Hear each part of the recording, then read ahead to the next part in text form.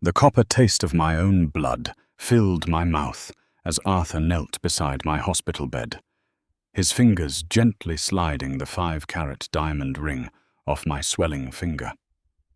"Victoria's bone marrow match came through, Clara," he whispered, his eyes entirely cold. "You won't need this anymore." Then he turned off my oxygen. The sound of a heart monitor flatlining is surprisingly low, a steady monotone hiss that vibrates in your teeth rather than your ears. I remember the smell of bleached linen, the sharp tang of the isopropyl alcohol Arthur had used to clean his hands before he reached for the plastic dial on the wall, and the way the late afternoon sun cut across the beige linoleum of room 312 at St. Jude's Memorial. I was 26, hollowed out by months of a manufactured illness I now knew was slow arsenic poisoning, and my husband of 4 years was looking at me like I was an expired lease. Beside him stood Victoria, my foster sister, wearing the silk scarf I'd bought her for her birthday. Her cheeks weren't pale with grief. They were flushed with anticipation. "Is it done?" she had asked, her voice a thin, scratching wire in the quiet room. Arthur hadn't answered with words. He had simply dropped my platinum wedding band into her open palm. The metal made a tiny wet click against her skin, because her hands were sweaty. That ring had belonged to my grandmother, a piece of family history worth $500,000. But to them, it was just the final piece of the estate they had spent 48 months, systematic stripping from my name. My lungs collapsed like wet paper bags. My eyes rolled back, catching the reflection of the silver frame on the bedside table, a photo of me smiling at a gala, completely blind to the vipers at my throat. Then the dark came down, heavy and absolute. I expected hell, or nothing at all. Instead, I woke up with a gasp that tore through my throat like broken glass, my fingers clawing at a velvet cushion. The air didn't smell like bleach. It smelled of expensive French amber, expensive cigars, and the distinct oily scent of high-end catering. I was sitting in the corner booth of the Gilded Spoon, downtown's most exclusive restaurant, on the night of November the 14th, 2024. My engagement anniversary. My heart was hammering against my ribs like a trapped bird. I looked down. My hands were whole, unmarred by the purple bruising of ivy lines, the skin plump and healthy. On my left ring finger sat the 5-carat cushion-cut diamond, heavy and glittering under the low halogen lights. Across the table sat Arthur. He looked exactly as he had before the greed completely warped his face, handsome in a sharp, tailored Tom Ford suit, his dark hair immaculate, his smile carrying that practiced, boyish charm that had made me hand over my father's shipping empire without a second thought. "Clara, earth to Clara," he said, reaching across the white tablecloth to touch my wrist. His skin was warm. It made my stomach turn over in a violent, physical surge of nausea. I pulled my hand back before he could make contact, pretending to reach for my wineglass. My fingers were trembling, but I forced them to clamp around the crystal stem until the knuckles went white. "You went distant on me there for a second. Are you feeling all right?" "Perfectly fine," I said. My voice sounded strange to my own ears, steadier than I felt, deeper, stripped of the naive softness he used to manipulate so easily. "Just thinking about our future. We have a beautiful one ahead of us," he said, taking a sip of his Macallan. He leaned in, lowering his voice to that intimate, confidential register. "The board meeting for the Meridian Group is this Thursday. Once your father's trust transfers the remaining 30% of the voting shares into our joint account, we can finally clear out the old guard. We'll build something entirely ours. There it was, the first step of the old execution. In my past life, I had nodded, signed the papers on Wednesday morning without reading the fine print, and effectively signed my own death warrant. That transfer gave him the capital to buy out the medical board that later covered up my poisoning, and it gave Victoria the funds to launch her boutique PR firm on my back. Of course, I said, my lips curving into a smile that didn't reach my eyes. The shares. We must be very careful with how those are handled, Arthur. I've already had my lawyer, Richard Vance, draft the standard transfer forms, he said, his eyes flashing with that familiar, predatory hunger he usually hid behind long eyelashes. You just need to sign them tomorrow afternoon at his office on Fifth Avenue. I won't be able to make it to Richard's office tomorrow, I said smoothly, setting my glass down with a controlled, deliberate click against the china plate. Arthur's smile stiffened by a fraction of a millimeter. A tiny twitch appeared at the corner of his left eye, a detail I had never noticed in my previous life, back when I thought he was perfect.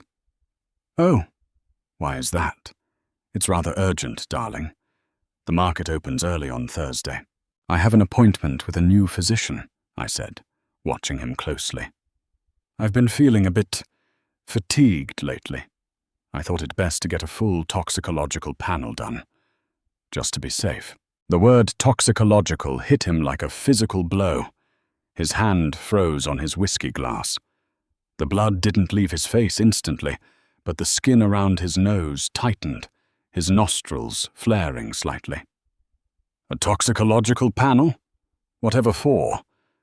You're healthy as a horse, Clara. It's probably just stress from the wedding anniversary preparations. Perhaps, I said, keeping my gaze locked onto his. But a woman can never be too certain about what's entering her system. Don't you agree? He swallowed.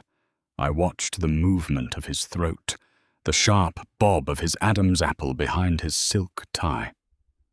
Naturally, he muttered, his voice dropping an octave. But the papers.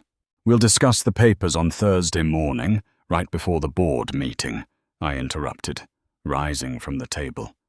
I didn't wait for him to pull out my chair. I stood up, feeling the full weight of my living, breathing body, energized by a cold, burning fire that had nothing to do with the wine. I'm going to the powder room. I walked away from him, my heels clicking a steady, lethal rhythm against the hardwood floor. I didn't go to the powder room. I walked straight out the front doors of the restaurant, into the crisp November air, leaving my coat behind. The valet looked up, surprised, but I didn't stop for my car. I took the ring off my finger, the metal cold and lifeless now, and dropped it into the hand of a homeless man sitting by the subway entrance.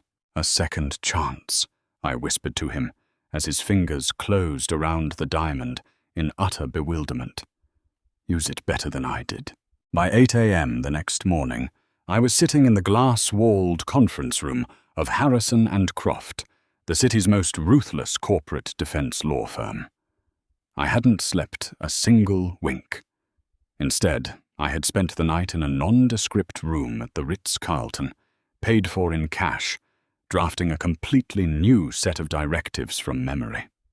I knew every account number, every shell company, and every offshore routing code Arthur and Victoria would use over the next 2 years to bleed me dry. I had the advantage of the future written into my very bones. Mr. Harrison, a man with hair like spun silver and eyes like switchblades, looked over the documents I had placed before him. Ms. Vance, he began, using my maiden name, which I had instructed his receptionist to use. This is an extraordinary set of demands. You're asking for a complete forensic audit of your own family's shipping firm, specifically targeting the expenditures of your husband's development wing, effective immediately, and you want it done without his knowledge. I am the majority shareholder of the Meridian Group, Mr. Harrison, I said, my hands folded perfectly in my lap. No trembling now, just stone.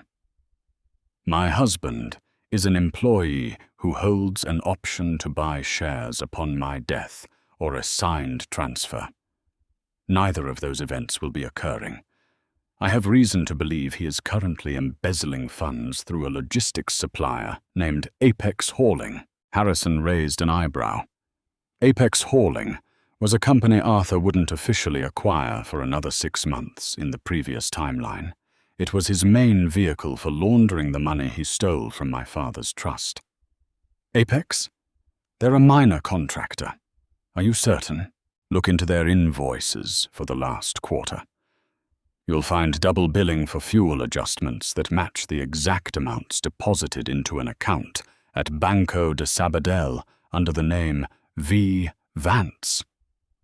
My foster sister. Harrison's pen stopped. The room became very quiet, save for the distant hum of traffic 60 floors below. If this is accurate, Ms. Vance, it isn't just corporate malfeasance, it's criminal fraud. I know, I said, and I want the trap sprung on Thursday morning at exactly 10 o'clock, during the annual board meeting. While Harrison's team went to work like a pack of wolves, I made my next stop. Victoria's boutique PR agency in Soho. The office was all white brick, pink neon signs, and young women typing furiously on MacBooks. Victoria was in her private office, looking over a mood board for a luxury jewelry launch. The very launch she would eventually fund with my stolen inheritance.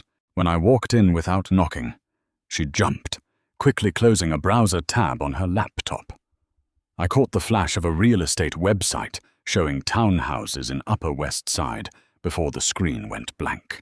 "Clara," she gasped, her voice instantly shifting into that syrupy, affectionate tone that used to make me feel so safe. "You startled me. Arthur told me you weren't feeling well last night. He said you left the restaurant without him. We were both so worried." I walked over to her desk, my eyes scanning the room. On the side table sat a silver tea service. Victoria always made tea when she was nervous. I could smell the faint, overly sweet aroma of almond-scented chamomile, the exact blend she would start bringing to my house in 6 months, the one that always left me with a dull headache and a metallic taste in my mouth. "I'm feeling much better today, Victoria," I said, leaning my hands on her desk, forcing her to look up at me. "In fact, I've never had more clarity in my life." She blinked, her long, fake eyelashes fluttering. Her palms were flat against the desk, and I noticed the skin around her cuticles was raw, freshly chewed, a classic tell. That's wonderful, sweetie. Did you sign those papers for Arthur? He said the timeline was very tight." "We're adjusting the timeline," I said, reaching out to touch the silk scarf around her neck, the same design she wore the day I died. I adjusted the knot slowly, my fingers brushing against her jugular. I felt the rapid, terrified leap of her pulse under her skin. "I realize I've been very selfish, keeping all of Father's estate to myself. I think it's time you had your share of the business, officially." Victoria's breath caught in her throat. Her eyes widened, a flash of pure, unadulterated greed lighting up her face before she quickly masked it with a look of mock humility. "Oh, Clara, you don't have to do that. I'm just happy to support you and Arthur." "No, I insist," I said, letting my hand drop from her neck. "I've instructed Harrison and Croft to prepare a special partnership agreement. It will tie your PR firm directly into the Meridian Group's main logistics structure. You'll be an official partner in Apex Hauling." She almost vibrated with excitement. She didn't know that Apex Hauling was already under a federal microscope, or that by signing that partnership agreement, She was legally binding herself to every single line of Arthur's corporate fraud. "Thank you, Clara," she stammered, her voice shaking with a mix of triumph and greed. "I won't let you down." "I know you won't," I said, turning toward the door. "Make sure you wear your best suit on Thursday morning, Victoria. It's going to be a historic day for our family." As I left the building, my phone began to buzz in my purse. It was Arthur. I didn't answer it. I let it ring until it went to voicemail, then deleted the notification without listening. Let him sweat. Let him wonder why his perfect, malleable wife had suddenly vanished into the shadows, leaving behind nothing but an empty chair and a missing 5-carat diamond. The pieces were on the board. The vipers were smiling, thinking they were about to be handed the keys to the kingdom, entirely unaware that the castle gates were already locking from the outside. The rain on Thursday morning was relentless, a cold grey sheet that washed over the tinted windows of the Meridian Group's executive suite on the 45th floor. Arthur was already standing by the mahogany sideboard when I entered, his fingers drumming against the silver rim of his coffee cup with a frantic, uneven rhythm. He looked tired. The dark circles under his eyes hadn't been fully masked by the expensive concealer he'd started using, and his usually pristine Brioni tie was slightly crooked.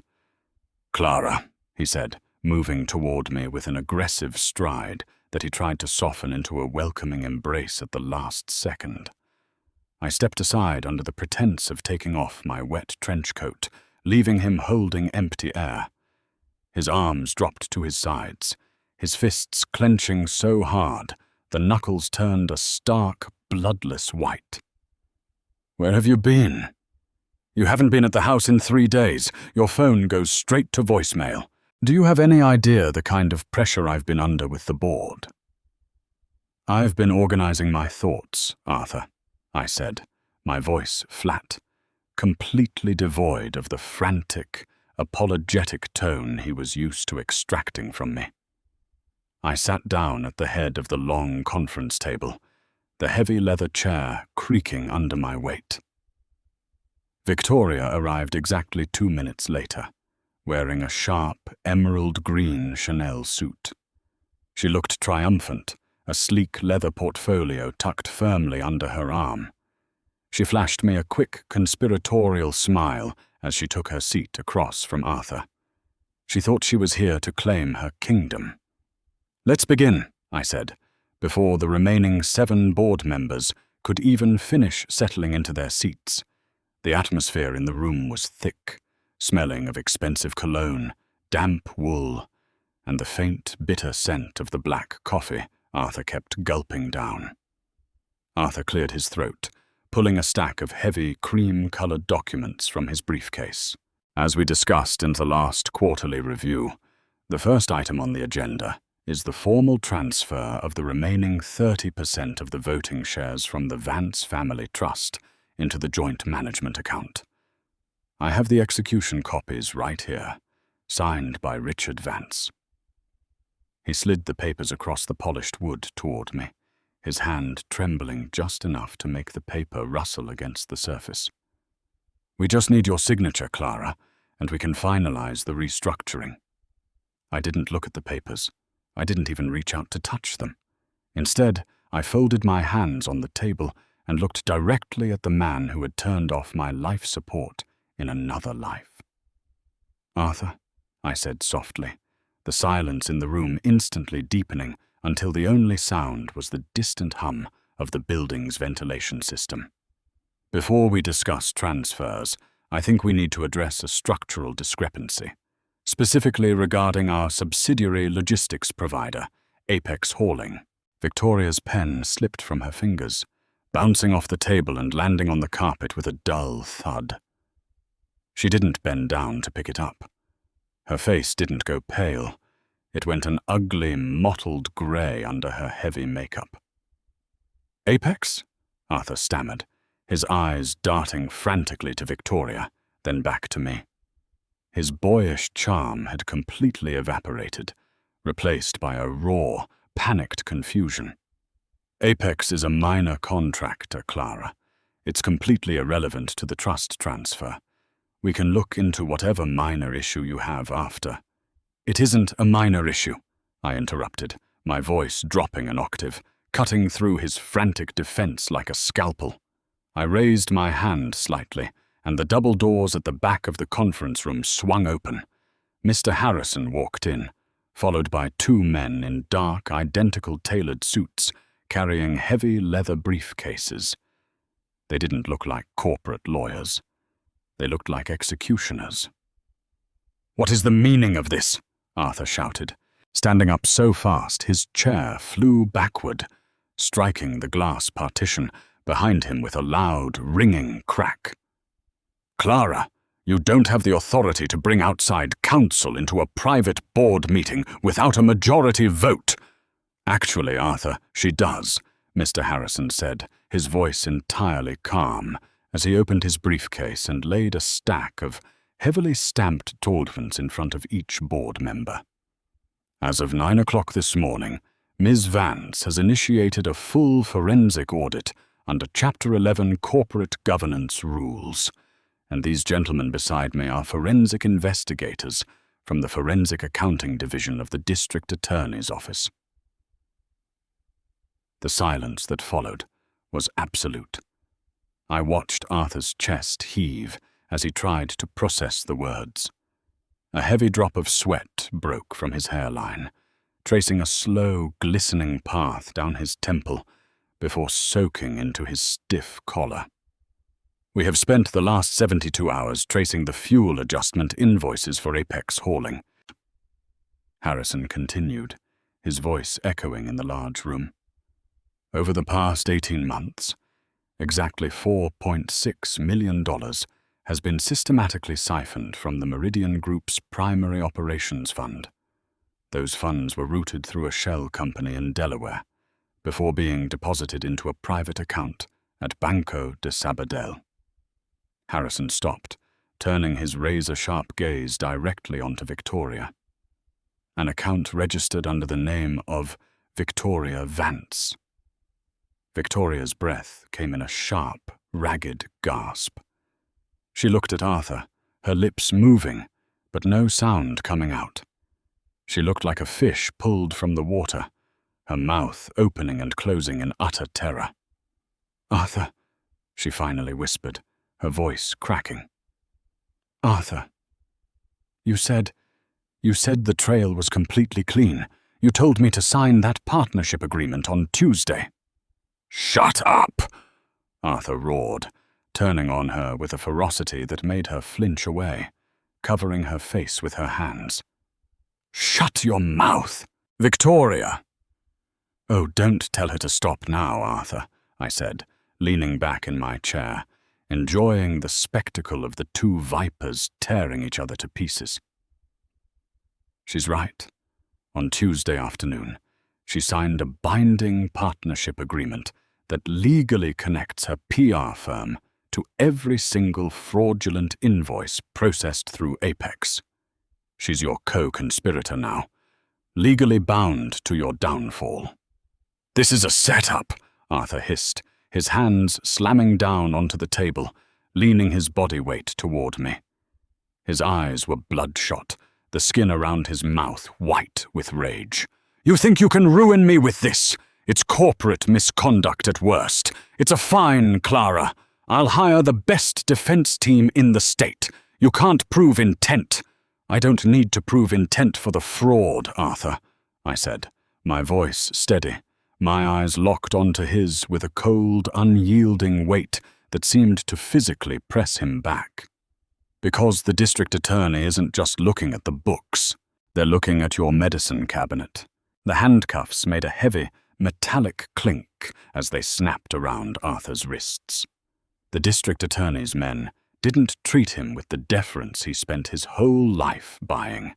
They dragged him out through the glass doors of the executive suite, his expensive leather shoes scraping uselessly against the carpet. Victoria followed closely behind him, weeping hysterically, her emerald Chanel suit crumpled, her hands covering her face as the flashbulbs of the press, whom Mr. Harrison had subtly tipped off, blinded her in the hallway. They were going exactly where they belonged. In my past life, they had confined me to a sterile room, slowly taking my breath away until there was nothing left. Now they would spend the rest of their days confined in stone walls, counting the seconds of a life they had completely destroyed with their own greed. Mirror justice. The ultimate poetry. But the trap had one final gear to turn. 2 hours after the arrest, I sat alone in my father's old office, staring at the raindrops, tracking down the window pane. The door opened, and Mr. Harrison stepped in, holding a single manila folder. His expression wasn't triumphant. It was profoundly grim. "Clara," he said, setting the folder on the desk. "We finished the deeper sweep into the Vance family trust. You were right about Arthur and Victoria working together, but there's a third signature on the offshore routing authorizations, someone who opened the doors for them from the very inside." I opened the folder. My eyes fell on the scanned signature at the bottom of the Banco de Sabadell routing forms. My breath caught, a cold spike of adrenaline hitting my chest. It wasn't Richard Vance. It wasn't any of the board members. It was my father's personal physician, Dr. Charles Montgomery, the man who had treated me for my fatigue in both lifetimes, the man I had trusted implicitly to analyze my blood panel on Monday morning. The first major twist unfolded in my mind like a dark flower. Doctor Montgomery hadn't been fooled by Arthur. He had been the one providing the arsenic, hiding the results, and ensuring my slow decline was completely invisible to the outside world. He had been promised a 10% cut of the final shipping emperor. Liquidation. "He's already downstairs," Harrison said quietly. "He came to the building to hand over what he thought were your finalized medical records to Arthur's defense team." "Bring him up," I said, my jaw tightening until the bone arched. When Dr. Montgomery walked in, he was smiling his usual warm, grandfatherly smile, his silver hair perfectly coiffed, a leather doctor's bag in his hand. "Clara, my dear," he said, his voice smooth and soothing. "I heard about the terrible commotion with Arthur. Thank goodness you're safe. I have your vitamin supplements right here. Save it, Charles," I said, sliding the offshore routing form across the desk. The smile died on his face. His eyes darted to the paper, and the ruddy color completely drained from his cheeks, leaving him looking like a corpse. His leather bag slipped from his hand, hitting the hardwood floor with a heavy, hollow thud. "Clara, I can explain. Arthur threatened my family.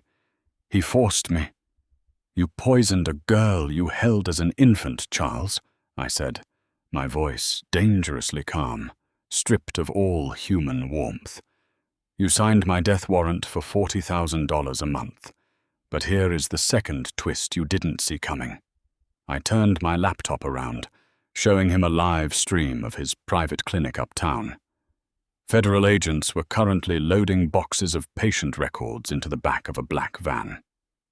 "When I gave my blood sample on Monday, I didn't send it to your lab," I said, leaning forward, my eyes boring into his. "I sent it directly to the State Medical Board under an alias, along with a complete inventory of your clinic's controlled substances.